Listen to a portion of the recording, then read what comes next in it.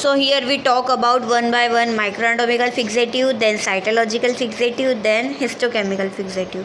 First is microanatomical fixative. It is used for routine use. यह anatomy को preserve करने में हेल्प करता है. एनाटॉमी जैसे कि टिश्यू की layers, large aggregates of sales.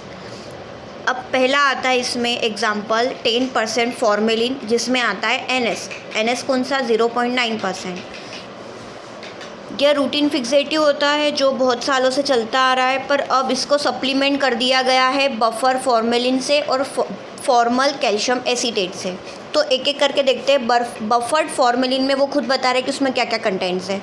Buffer में आ जाएगा फॉस्फेट बफर, जिसमें 2 टाइप के बफर आएंगे, एक सोडियम फॉस्फेट, एक डाई सोडियम फॉस्फेट, बट वो भी मिक्सचर के साथ, मतलब acid sodium phosphate monohydrate and anhydrous di sodium phosphate. Then formalin से फॉर्मलिन आ गया and still water. Then next is formal calcium acetate. It is also known as formal calcium. इस formal calcium को बोलते हैं लिली 1965. इसमें क्या होता है, फॉर्मल कैल्शियम तो फॉर्मल से फॉर्मलिन और कैल्शियम से कैल्शियम एसीटेट. अब जो फॉर्मलिन पिगमेंट होते हैं वो इसमें फॉर्म नहीं होते हैं. इसका बेनिफिट यही है कि ये पिगमेंट नहीं बनाता है. इवन कैल्शियम एसीटेट जो होता है वो पिगमेंट को रिमूव कर देता है, इसलिए फॉर्मलिन के पिगमेंट नहीं बनते हैं और इसका जो पीएच होता है वो न्यूट्रल होता है. सो हम कंटिन्यू करते हैं. माइक्रोएनाटॉमिकल फिक्सेटिव में जो सेकंड या 4th नंबर इसको बोल सकते हैं, इसमें आएगा बफर्ड फॉर्मल सुक्रोज. सुक्रोज में आप रोज़ याद रखने कि रोज़ हॉल्ट एंड हिक्स को दिया. सो हॉल्ट एंड हिक्स एंड 1961 में ये क्या हुआ था, डिस्कवर हुआ था. अब इसमें क्या क्या होगा उसका खुद नाम बता रहा है. बफर्ड से फॉस्फेट बफर जिसका पीएच रहेगा 7.4, फॉर्मल से फॉर्मेलिन, सुक्रोज से sucrose. But point to be noted, इसमें वाटर नहीं रहेगा. इसमें वाटर नहीं रहेगा किसमें, हॉल्ट एंड हिक्स या बफर्ड फॉर्मल सुक्रोज में. अब इसका काम क्या है, इसके फंक्शंस है. ये पहली बात तो इसे कोल्ड यूज़ किया जाना चाहिए 4 डिग्री सेंटीग्रेड पर टिश्यू पर. फ्रेश टिश्यू पर 4 डिग्री सेंटीग्रेड पर इसको कोल्ड वे में यूज़ किया जाना चाहिए. सेकेंड, ये फाइन स्ट्रक्चर फॉस्फोलिपिड और एंजाइम्स को क्या करता है, फिक्स करता है. सो ऑब्वियसली ये सारी चीज़ें हम माइक्रोस्कोप में तो देखेंगे नहीं, तो इसके लिए हमको इलेक्ट्रॉन माइक्रोस्कोप की ज़रूरत पड़ेगी. सो इलेक्ट्रॉन माइक्रोस्कोप और साइटोकेमिस्ट्री के लिए ये बफर्ड फॉर्मल सुक्रोज या हॉल्ट हिक्स फिक्सेटिव एक्सीलेंट है. Now head and hand सूसा. इसके जो कंटेंट है उसको याद करने की जो ट्रिक है वो है DMAST, DMAST. So D stand for obviously distilled water common, then M stands for mercury chloride, A stands for acetic acid, S stands for sodium chloride and T stands for trichloroacetic acid. In short अगर मैं बोलूँ तो 2 acid है और 2 chlorides है, that is mercury chloride and sodium chloride.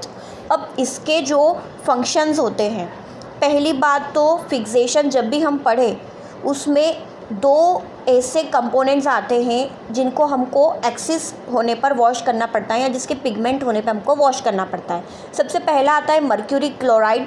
Mercury chloride को जिस भी टिश्यू को हम फिक्स करते हैं और वो फिक्सेटिव में अगर मर्करी क्लोराइड होता है तो हमको मर्क्यूरी क्लोराइड के पिगमेंट को रिमूव करना ज़रूरी है by using the treatment of iodine.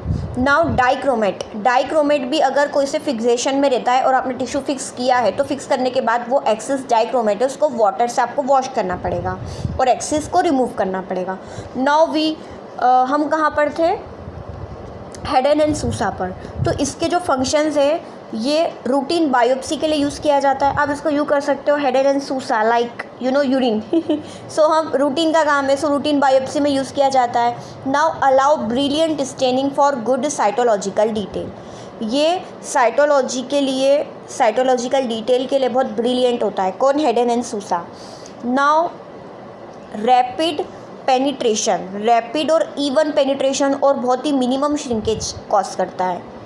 अगर हम बहुत ज़्यादा देर तक इसको रहने देते हैं तो हमारा जो टिश्यू होता है उसका कलर डाउन हो जाता है विदिन 20 आवर्स से अगर ऊपर रखते हैं तो, और वो हार्ड हो जाता है टिश्यू.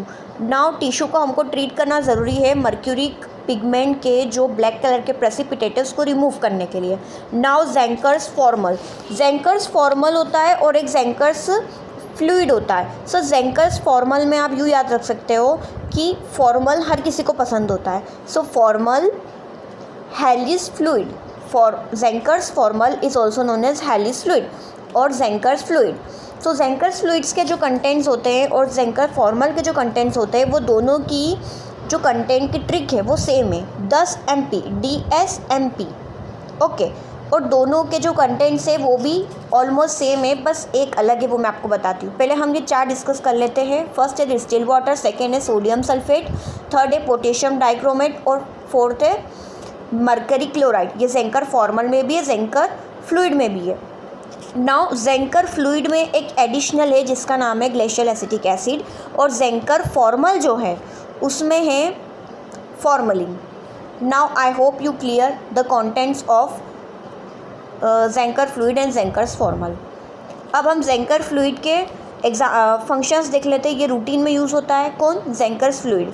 यह रैपिड और इवन पेनिट्रेशन करता है। इसके डाइक्रोमेट के लिए हमको वाटर में एक्सेस रिमूव करना होता है और मरकरी क्लोराइड के लिए आयोडीन का यूज़ करके पिगमेंट को रिमूव करना होता है। नाउ एक और डिसएडवांटेज है कि यह स्टेबल नहीं रह पाता है, ये फिक्सेटिव स्टेबल नहीं रह पाता है जब हम एसिटिक एसिड डालते हैं, तो इसलिए हमको यूज़ करने से पहले ही एसिटिक एसिड या फॉर्मलिन डालना चाहिए। Okay, now we move forward. The functions of Zenker's formol is, Zenker's formol का काम होता है ये excellent cytoplasmic micro anatomical fixative होता है। कौन? Zenker's formol. ये ब्लड कंटेनिंग ऑर्गन्स को फिक्स करने के लिए बहुत ही एक्सीलेंट होता है। Blood containing organs like bone marrow, spleen. Then Zenker's fluid में जो हमने डाइक्रोमेट और मरकरिक पिगमेंट लिया है उसके कारण हमको 2 एक्सिस में स्टेप्स करना पड़ेगी। फर्स्टली डाइक्रोमेट को रिमूव करना पड़ेगा वाटर से वॉश करके, और मरकरिक पिगमेंट को आयोडीन के ट्रीटमेंट से रिमूव करना पड़ेगा। नाउ बोवाइन्स फ्लूइड, बोवाइन्स फ्लूइड से आप यूँ याद रख सकते हो BF ने GF को लेकर स्पा करवाया तो उसको वहाँ सांप काट गया। ओके, BF ने GF को स्पा कराने ले गया तो वहाँ उसको सांप काट खाया, SAP। Now trick is B stands for Bowen's fluid, F stands for fluid, Bowen's fluid, G stands for glacial acetic acid, F stands for formalin, and SAP, SAP, SAP stands for saturated aqueous picric acid.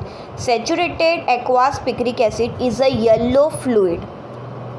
Now the functions of Bowen's fluid is it penetrates evenly and rapidly, but it causes little shrinkage. It is used for demonstrated glycogen because of picric acid. Now it give brilliant staining by trichome method, मतलब जो tissue इससे fix किए जाते हैं वो बहुत brilliant staining देते हैं। अगर हम ट्राइकोम मेथड के साथ स्टेनिंग करने वाले हैं तो वो टिश्यू को बोवाइन्स फ्लूइड के साथ फिक्स करना चाहिए। So the point is tissue fixed in it gives brilliant staining by the trichome method. Next function is it is necessary to remove excess picric acid by washing और alcohol treatment. जो picric acid होता है उसको भी access को remove करने के लिए आपको या तो पानी की पड़ेगी या फिर अल्कोहल की पड़ेगी, दोनों में से आप किसी का भी यूज़ कर सकते हो। तो पिक्रिक एसिड को हम कहाँ से रिमूव करेंगे?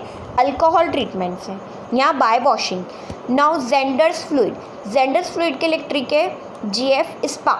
यहाँ पर सांप नहीं है, यहाँ पर स्पा है। G stands for genders fluid, F stands for fluid, S stands for saturated picric acid. I repeat it. G stands for glacial acetic acid, F stands for formalin, and SPA SPA is for saturated picric acid, जो कि alcohol based है। यहाँ पर एक चीज़ याद रखना, so you have to remember the difference of Bouin's fluid and Zenker's fluid.